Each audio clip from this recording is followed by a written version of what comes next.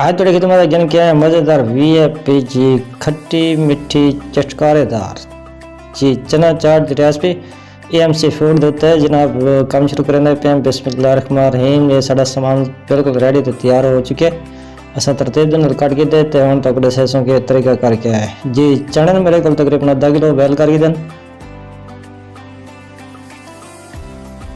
जी। ज़्यादा बॉयल नहीं करने, नॉर्मली वो बॉयल करने तो ज़्यादा कच्चे भी नहीं होने चाहिए। उसके बाद आलू मेरे को दो बॉयल करके दें, हरी मिर्चा 4 तो 5 कट के दें, टमाटर 2 तो 3 कच्चे मर करके दें जी। उस बाद फतीले थोड़ी जी चटनी कट की दी, हरी मिर्चा पाते वीआईपी जबरदस्त। उस बाद फतीले का रायता बना के दे नाल एक भांडा है साढ़े को वाइट काली मिर्च है साढ़े को। उस तो बाद सादा नमक तो चाट मसाला। सब तो पहले अस चने शामिल करे सो, टमाटर शामिल कर देने, आलू शामिल कर सो जी। जड़ी पुदीने की चटनी वो शामिल करे सो, हरी मिर्च शामिल कर सो, सादा नमक 1 चम्मच शामिल करे सो, काली मिर्च 1 चम्मच शामिल कर देनी है, चाट मसाला 1 चम्मच शामिल कर देना है।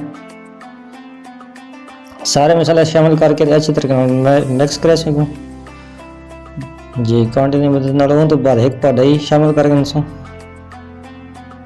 जी। दही शामिल कर देते हुए मिक्स करे सो दोबारा अच्छे तरीके नाल जी। मिक्स करने के बाद 3 तो 4 दाने नींबू दे होने चाहिए तड़े को। उनका रस तकरीबन 3 तो 4 दाने का निचोड़ देने चाट। उस तो बाद साढ़े को जो सलाद है, सलाद पुदीना बंद गोभी और प्याज जी बरीक बरीक कचौमर टाइप काट के तो अच्छी तरीके धो लेने, वाश कर लेने। उस तो बाद जी चने के ऐड कर चाट दे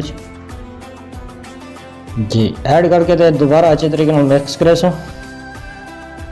जी। मिक्स कर तो उस तो बाद जी टेस्ट कर देना जबरदस्त वीआईपी थोड़ी जी चना चाट तैयार है।